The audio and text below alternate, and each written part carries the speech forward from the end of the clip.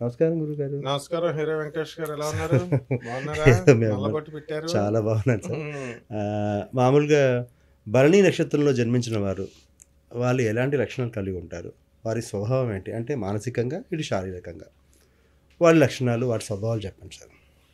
భరణి నక్షత్రం అనేటటువంటిది శుక్రుడికి సంబంధించినటువంటిది. మ్మ్. అందువలన వీళ్ళంతా బ్లైండ్గా 80% మంది విదేశాలకు వెళ్ళిపోతారు. ఓకే. శుక్రుడు అంటే plus మన point. రాక్షస గురువు రాక్షసుల గురువు. అవును. తర్వాత మేకపోతే గాంభీర్యం ఉంటుంది, మంచి అందమైన గిరిజాల జుట్టు ఉంటుంది, మంచి బొద్దుగా బాగుంటారు. అయితే గయ్యాలి స్వభావం, వీళ్ళకే తెలియదు వీళ్ళ గయ్యాలి వాళ్ళని. ఓకే. మానసికంగా వీళ్ళే ఏదైనా అనుకుంటే అది సాధించాలి. నాకు ఆ పెళ్లి కొడుకు నచ్చాడు అంటే ఆ పెళ్లి కొడుకుని చేసి తేవాలా, వాడు ఒప్పుకోకపోతే తల్లిదండ్రులు ఏం చేయాలి అన్నీ తెలియదు వాళ్ళకి. నాకు నచ్చాడు అంటే తేవాలా, అలా మొంకి పట్టు ఉంటుంది. ఓకే. అయితే వీళ్ళకి అట్ హార్ట్ బై హార్ట్ వాళ్ళు చాలా మంచివాళ్ళు. ఓకే. తర్వాత కొంచెం భయపడతారు. ఈ భయము అనేటటువంటిది ఈ భరణి నక్షత్రం వాళ్ళకి పోవాలి. ఓకే. ఆడపిల్లలు శుక్రుడి యొక్క నక్షత్రంలో పుడతారు కాబట్టి, భరణి నక్షత్రంలో శుక్రగ్రహం అధిపతి కాబట్టి ఆడపిల్లలు పుడితే ఎక్కువ కలిసి వస్తుంది ఈ నక్షత్రం వాళ్ళకి. ఓకే. మగ సంతానం కంటే ఆడ సంతానం బాగుంటుంది. ఎక్కువ హెల్ప్ఫుల్ ఉంటారు ఇంట్లో వాళ్ళకి. వంటలు చేయడము ఇవన్నీ ఎలాగో ఆడపిల్లలు చేస్తారు. కొంచెం ఇంకా కంపాషనేట్గా ఉంటారు. ఎప్పుడు శుక్రుడి నక్షత్రం వాళ్ళు, ఇప్పుడు ఆడపిల్లలు శుక్రుడి నక్షత్రంలో పుట్టారనుకోండి, మెతగ్గా ఉంటారు, మృదువుగా ఉంటారు. ఏది శుక్ర నక్షత్రం, చంద్ర నక్షత్రం వాడు. మగవాడు మెత్తగుంటే ఎట్లా? వాడు అడ్మినిస్ట్రేషన్ కఠినంగా ఉండాలి వాడు. అలా ఈ యొక్క భరణి నక్షత్రం అనేటటువంటిది ఉంటుంది. ఈ భరణి నక్షత్రంలో మొదటి పాదములో పుట్టినటువంటి వాళ్ళంతా కూడా చిన్నప్పుడు పెద్దగా కష్టాలు వాళ్ళకి తెలియదు. పాపం వాళ్ళ తల్లిదండ్రులు ఎలాగో కష్టపడి పెంచుకొని తీసుకొస్తారు. ఇక దినదినాభివృద్ధి ఫ్యామిలీ అవుతుంది. ఇక రెండవ నక్షత్రంలో భరణి నక్షత్రంలో పుట్టినటువంటి వాళ్ళు, వీళ్ళ మేనత్తలు బాగా డెవలప్ అవుతారు వీళ్ళ వల్ల. అదే విధంగా మేనత్తలు అదే వాళ్ళకి. ఓకే. అంటే మామయ్య, తండ్రి, వాళ్ళకి డెవలప్మెంట్ ఎక్కువ ఉంటుంది. ఓకే. ఒకరికొకరు లింక్ ఉంటుంది.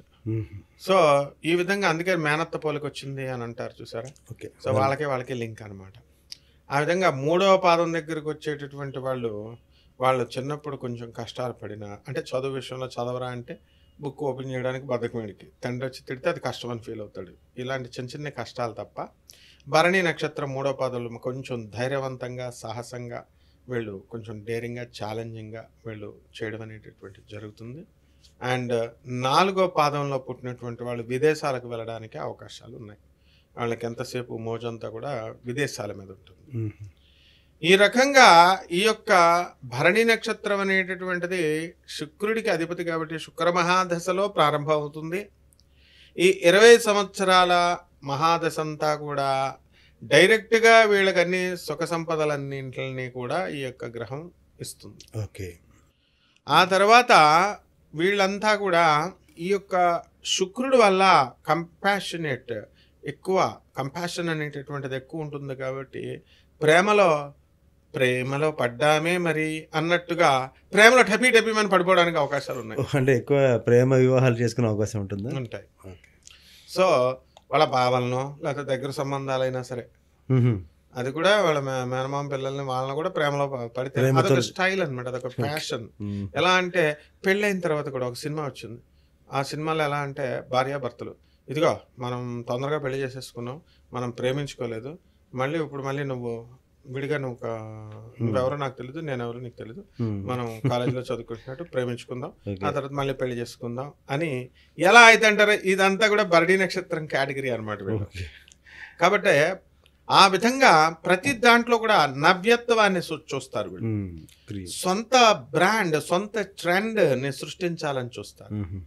అండ్ అసలు వీళ్ళ మొగుళ్ళంతా కూడా వీళ్ళ పెళ్ళిళ్ళు అయినాయి అంటే వాళ్ళ కర్లింగ్ హెయిర్ని యూజ్ చేసేసుకున్నారు. వాళ్ళ జుట్టు అంత బాగుంటుంది అనమాట. ఆ తర్వాత ఆ జుట్టు ఊడిపోతున్నారు. ఆ తర్వాత విషయం తర్వాత కొన్ని సంవత్సరాల తర్వాత అలాగే పెళ్ళిళ్ళు ఆడవాళ్ళు పెళ్లి చేసుకున్నా, ఆడవాళ్ళు మగాళ్ళని చేసుకున్నా జుట్టును చూసి పడిపోతారు. అంత జుట్టు అంత మాయ చేస్తుంది అనమాట.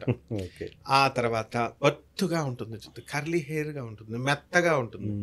సో ప్రిన్సెస్ డయానా ఇలాంటి వాళ్ళంతా జుట్టు ఏంటి కర్లింగ్ హెయిర్స్ వాళ్ళ. అవునవును. సరే, ఇకపోతే ఈ యొక్క పిల్లల మీద విపరీతమైనటువంటి ప్రేమ ఉంటుంది, భరణి నక్షత్రం. భర్త మీద విపరీతమైన ప్రేమ ఉంటుంది. ఈ యొక్క పొజిటివ్ నేచర్ ఎక్కువ ఉంటుంది.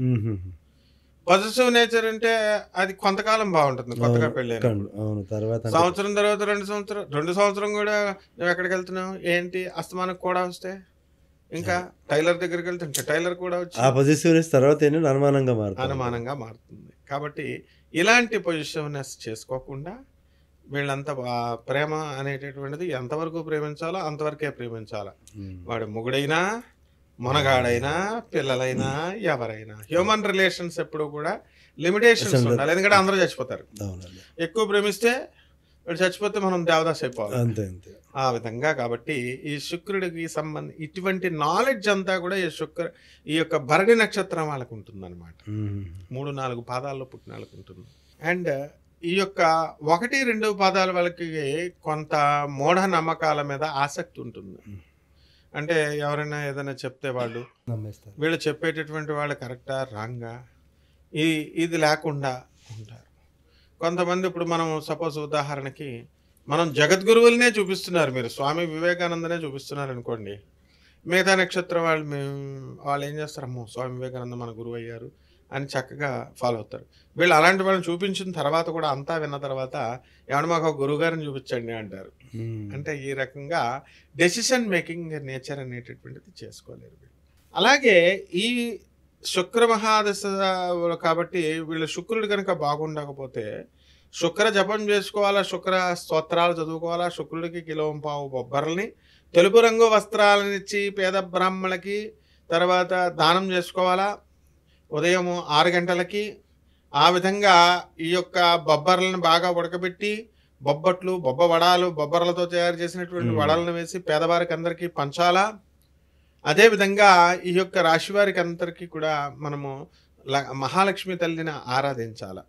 ఓకే, మహాలక్ష్మి జగజ్జనని అయినటువంటి ఆ తల్లిని, అలాగే పరమేశ్వరుడు శుక్రుడు కాబట్టి ఆ యొక్క శుక్రుడికి కూడా మనము పరమేశ్వరుని చేసుకుంటే సరిపోతుంది. పింక్ కలర్ వస్త్రాలు వేసుకోవాలా.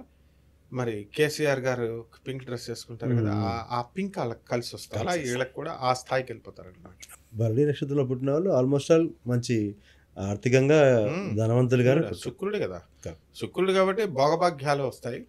అండ్ వీళ్ళకి మోక్షం రాదు, చాలా తక్కువ మందికి వస్తుంది.